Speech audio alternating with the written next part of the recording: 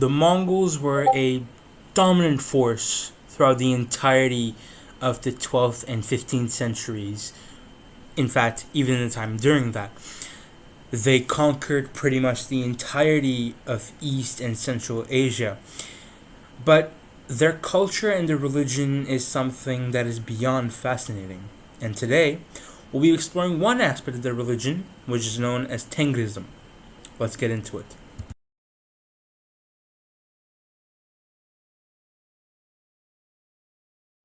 Now, to preface this, Tengrism is the belief that nature and people are completely intertwined. And the Mongols at that time believed in something that they called the Great Blue Sky, which is their version of paradise or heaven. They did not believe in something known as an underworld. They did have a theory of what a purgatory was, but they did believe in what was known as the Great Blue Sky, which is their version of heaven. To start with, Tengrism is a spiritual belief system that originated from Central Asia, specifically among the Turkish and Mongol peoples. It's based on the worship of Tengri, the sky god who is believed to be the creator of all things. But Tengrism also involves the veneration of ancestors and the spirits of nature. The basic belief of Tengrism includes the idea that everything in the world is interconnected, and that humans have a responsibility to live in harmony with nature. Tengris believe in the concept of destiny, or that everything happens in life is predetermined by Tengri. They also place a very strong emphasis on community and hospitality, which we can see if we go back to Mongol records and practices aside from wartime. Tengrism was a dominant religious belief system in Central Asia during the 13th and 14th centuries. It spread rapidly throughout the region and influenced the culture and society of many different groups of people. The nomadic tribes of the Mongol steppes, though, were particularly receptive in the sense that it aligned with their traditional beliefs in nature and the spirit world. As Tengrism spread, however, it had a profound impact on the region's art, architecture, and social practices. Many of the most iconic structures in Central Asia, such as the mausoleums of Timur the Lame and other rulers, feature elements of Tengris symbolism. Additionally, the religion's emphasis on communal harmony and respect for nature helped shape the cultural identity of the region itself. In Tengrism, the central deity is Tengri, worshipped as the god of the sky and therefore the creator of all life. In Tengrism, he is considered to be the ultimate source of power and wisdom, and his worship is an integral part of the religion itself. He was often represented in art and sculpture as a powerful figure with a majestic appearance, symbolizing his supreme status in Tengrism. His image was often depicted with rays of light emanating from his body, representing his divine power and influence. Now, let's talk about Tengrism and related religious archetypes and other religions. To start with, let's talk Tengrism and shamanism. These are two belief systems that share many similarities but also have notable differences, both placing a strong emphasis on the natural world and the power of spirits. However, Tengrism focuses more on the worship of a single deity, Tengri, while shamanism involves the worship of multiple spirits. Another key difference between the two is their origin stories.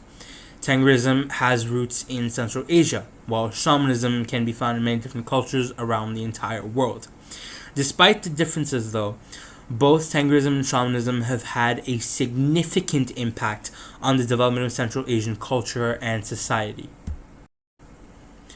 Buddhism is another religion that coexisted alongside Tengrism in Central Asia during the 13th and 14th centuries.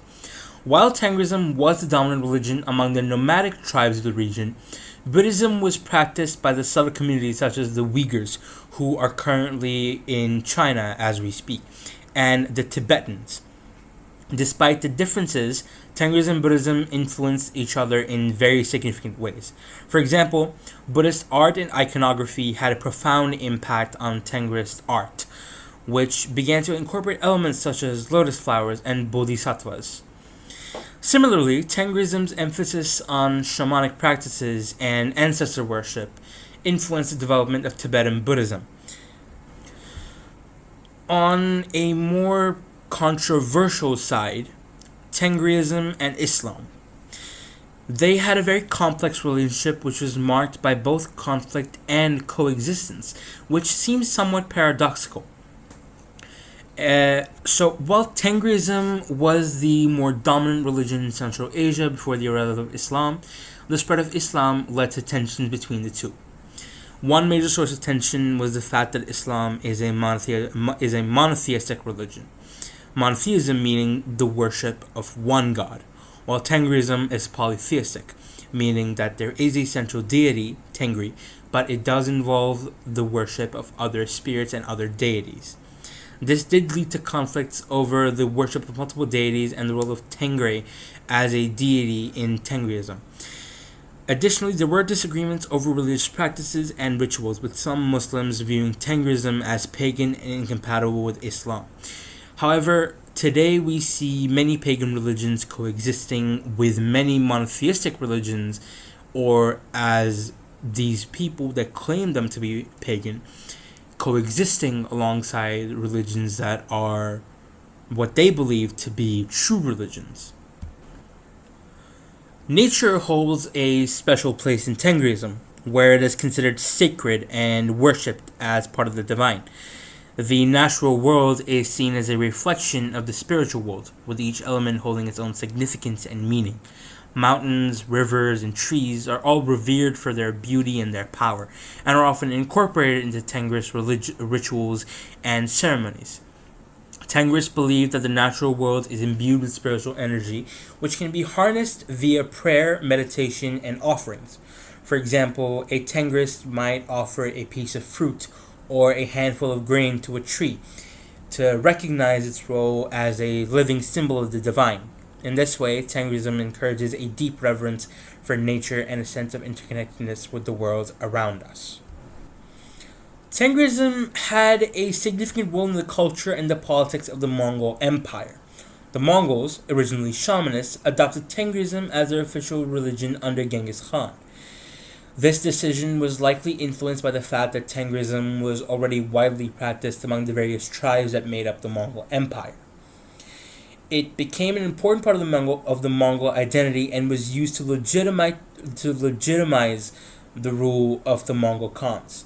The Khans were seen as divine rulers who had been chosen by Tengri to lead the Mongol people.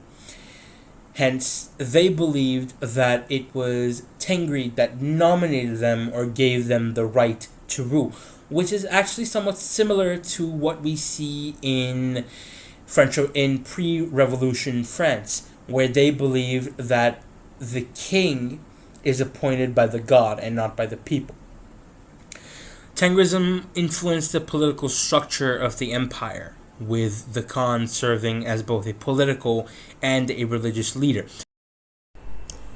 Alright, and that does it for this little intro or unpacking on Tengrism in the 13th and 14th centuries, and pretty much the entire time the Mongols were active. So I hope you enjoyed the video. I hope that you learned something from this, and please like the video, share it, subscribe to the channel. Everything you do really helps the channel. So thank you, and I'll see you all next time.